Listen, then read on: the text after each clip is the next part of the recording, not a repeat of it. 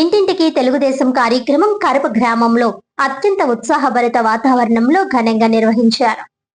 ఈ సందర్భంగా కాకినాడ రూరల్ నియోజకవర్గ ఇన్ఛార్జ్ మాజీ ఎమ్మెల్యే పిల్లి అనంతలక్ష్మి సత్యనారాయణమూర్తి దంపతులు ముఖ్య అతిథులుగా పాల్గొని గ్రామంలోని ప్రతి వీధిలోనూ ప్రతి ఇంట్లోనూ నేరుగా పర్యటించారు.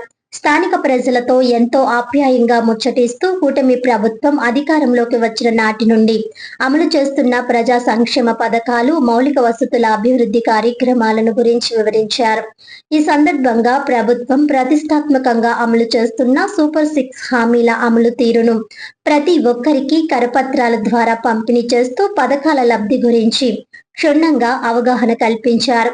గ్రామ పర్యటనలో భాగంగా ప్రజలు నాయకులకు నీరాజనాలు పలుకుతూ తమకు ప్రభుత్వం నుంచి అందుతున్న సంక్షేమ పథకాల పట్ల తీవ్ర సంతృప్తిని, సంతోషాన్ని వ్యక్తం చేశారు. అదే సమయంలో తమ గ్రామంలో పరిష్కరించాల్సిన కొన్ని స్థానిక సమస్యలను, మౌలిక వసతుల అవసరాలను మాజీ ఎమ్మెల్యే దంపతుల దృష్టికి తీసుకువెళ్లారు. దీనిపై పిల్లి అనంతలక్ష్మి సత్యనారాయణమూర్తి దంపతులు ఎంతో సానుకూలంగా స్పందిస్తూ కూటమి ప్రభుత్వం కేవలం సంక్షేమానికే పరిమితం కాకుండా సమాంతరంగా అభివృద్ధిని కూడా పరుగులు తీయిస్తోందని స్పష్టం చేశారు. స్థానికులు ఎదుర్కొంటున్న ప్రతి చిన్న సమస్యను సైతం ఉన్నతాధికారులు ప్రభుత్వం దృష్టికి తీసుకువెళ్లి త్వరితగతిన పరిష్కారమయ్యేలా కృషి చేస్తామని గ్రామస్తులకు హామీ ఇచ్చారు. తెలుగుదేశం, జనసేన, భారతీయ జనతా పార్టీల కూటమి ఐక్యతకు నిదర్శనంగా నిలిచిన ఈ కార్యక్రమంలో నాయకులు, కార్యకర్తలు విశేష సంఖ్యలో పాల్గొన్నారు.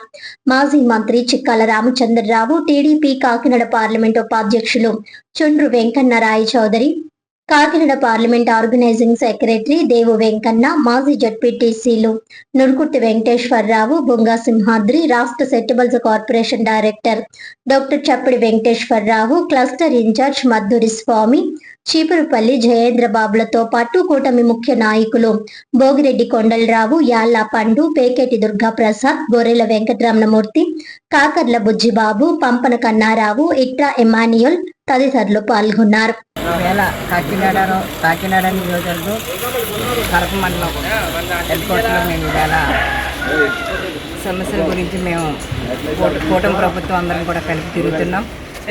అందరూ కూడా ఈవేళ స్వాగతం పలుకుతున్నారు. ఎందుకంటే మేము 2014 నుంచి 19 వరకు చేసిన అభివృద్ధి ఈవేళ ప్రజల్లోకి వెళ్తున్నాం కూటమి ప్రభుత్వం ద్వారా.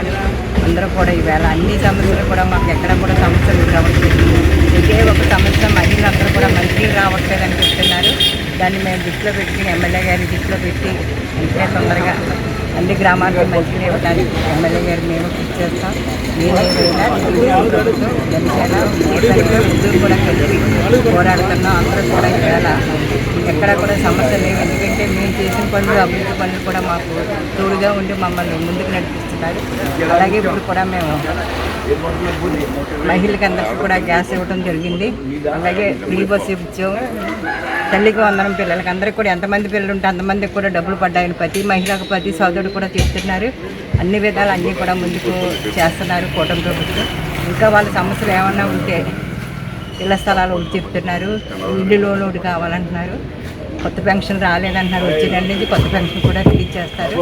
ఏదేమైనా కూటమి ప్రభుత్వం తీసుకెళ్తుంది కాబట్టి ప్రజలకు అందరికీ కూడా దండుగా ఉండి మమ్మల్ని ముందుకు నడిపిస్తున్నారు. కాకినాడ రూరల్ కానీ, కడప మండలం కానీ అందరూ కూడా నియోజకవర్గం ఒక దాటిగా ఉండి అన్నీ కూడా ముందుకు తీసుకెళ్తున్నారు. వారందరికీ కూడా నా హృదయపూర్వక నమస్కారం తెలియజేస్తున్నాను. జనసేన, బీజేపీ, తెలుగుదేశం పార్టీ కలిపి 2 సంవత్సరాలలో చేసిన అభివృద్ధి, సంక్షేమ కార్యక్రమాలన్నీ కూడా ప్రజలకు తెలియజేయాలి. ఎలక్షన్లో ఇచ్చిన వాగ్దానాలు కొన్నింటిని ఇంకా చేయవలసిన పని ఉంది కాబట్టి వాళ్ళందరికీ చెప్పి త్వరలోనే వాటిని కూడా పూర్తి చేస్తాం. ఈ కూటమి ప్రభుత్వానికి మద్దతు పలకండి అని చెప్పి ప్రజల దగ్గరికి వెళ్ళమని అధిష్టానం పురమాయించిన దాని మీద వాళ్ళ 30వ రోజు కరప మండలం కాకినాడ అంతటి కూడా వార్డులు, గ్రామం అంతా కూడా పూర్తి చేసుకుని 30వ రోజున ఈ కరప మండలంలో కరప హెడ్ క్వార్టర్స్లో ఇవాళ తిరుగుతూ ఉన్నాం. ఒక పక్క జనసేన, ఒక పక్క బీజేపీ, ఒక పక్క తెలుగుదేశం పార్టీ కార్యకర్తలు ప్రతి ఇంటికి వెళ్ళి మరి ఇప్పటి వరకు కూడా చేసిన అభివృద్ధి సంక్షేమ కార్యక్రమాలు మైటీడీపీ యాప్ ద్వారాగా 76,140 ఓట్లు మంది కలిసి ఆథరైజ్డ్గా అప్లోడ్ చేసి పార్టీ అధిష్టానానికి పంపడం జరిగింది. అది కూడా కాకుండా మధ్యస్థంగా అనేక మంది ప్రధానికాన్ని కలిపి సవివరంగా చెబుతూ ముందుకెళ్తా ఉన్నాం. ఎక్కడైనా కొన్ని ఇబ్బందులు పరిస్థితులు ఏమన్నా ఉంటే మంచినీటి గురించి సమస్య ఉంది, కానీ ప్రభుత్వం తరపున ఏ విధమైన సమస్య కూడా ఎక్కడా కూడా రాలేదు.